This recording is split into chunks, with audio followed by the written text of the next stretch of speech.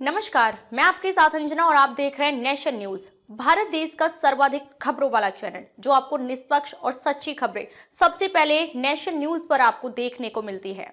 आइए बढ़ते हैं आज की बड़ी खबर की ओर। एक देश एक चुनाव पर संयुक्त संसदीय समिति की पहली बैठक आज 2 विधेयकों पर विचार करेगी। जेपीसी एक देश एक चुनाव से संबंधित 2 विधेयकों पर विचार विमर्श करने के लिए गठित संयुक्त संसदीय समिति जेपीसी की पहली बैठक बुधवार को होगी। इस बैठक में विधि एवं न्याय मंत्रालय के अधिकारी जेपीसी के सदस्यों को प्रस्तावित कानूनों के प्रावधानों के बारे में जानकारी देंगे। संसद की 39 सदस्यीय जेपीसी के अध्यक्ष भाजपा सांसद पीपी चौधरी हैं। प्रियंका गांधी वाड्रा भी समिति में शामिल। इस समिति में कांग्रेस की प्रियंका गांधी वाड्रा, जदयू के संजय झा, शिवसेना के श्रीकांत शिंदे, आप के संजय सिंह और तृणमूल के कल्याण बनर्जी सहित सभी प्रमुख दलों के सदस्य शामिल हैं। लोकसभा चुनावों के साथ साथ सभी विधानसभाओं के चुनाव कराने के लिए एक देश एक चुनाव से संबंधित संविधान 129वां संशोधन विधेयक और इससे जुड़े एक अन्य विधेयक को केंद्र सरकार ने संसद के शीतकालीन सत्र में पेश किया था। दोनों विधेयकों को विचार के लिए जेपीसी में भेज दिया गया है। सरकार ने समिति की सदस्य संख्या 31 से बढ़ाकर 39 रुपए करने का निर्णय लिया है। इसके पीछे उद्देश्य यही है कि सभी प्रमुख दलों के सदस्य इस बड़े निर्णय को लेकर अपनी राय दे सकें। संबित पात्रा सहित कई सांसद भी समिति के सदस्य पूर्व केंद्रीय मंत्री अनुराग ठाकुर, पुरुषोत्तम रूपाला और मनीष तिवारी तथा बांसुरी स्वराज और संबित पात्रा सहित कई सांसद भी समिति के सदस्य हैं। इस समिति में लोकसभा से 27 और राज्यसभा से 12 सदस्य हैं। लोकसभा और राज्यसभा में कानून मंत्री अर्जुन राम मेघवाल द्वारा प्रस्तुत प्रस्ताव के मुताबिक संयुक्त संसदीय समिति अगले संसदीय सत्र के अंतिम सप्ताह के पहले दिन अपनी रिपोर्ट देगी। आखिरी बार 1967 में देश में वन नेशन वन इलेक्शन के तत्कालीन फॉर्मेट के तहत चुनाव हुए। उत्तर प्रदेश, जिसे पहले यूनाइटेड प्रोविंस कहते थे, को छोड़कर पूरे देश में एक चरण में चुनाव हुए। यूपी में उस वक्त भी 4 चरण में चुनाव कराने पड़े। 1967 का इलेक्शन आजादी के बाद चौथा चुनाव था। तब 520 लोकसभा सीटों और 3563 विधानसभा सीटों के लिए वोट डाले गए थे। इस वक्त तक सत्ता में केवल कांग्रेस की सरकार थी, लेकिन जवाहरलाल नेहरू की मृत्यु के बाद न सिर्फ इंदिरा गांधी को सहयोगियों के विरोध से जूझना पड़ रहा था, बल्कि कांग्रेस के खिलाफ देश में भी विरोधी लहर चलने लगी थी।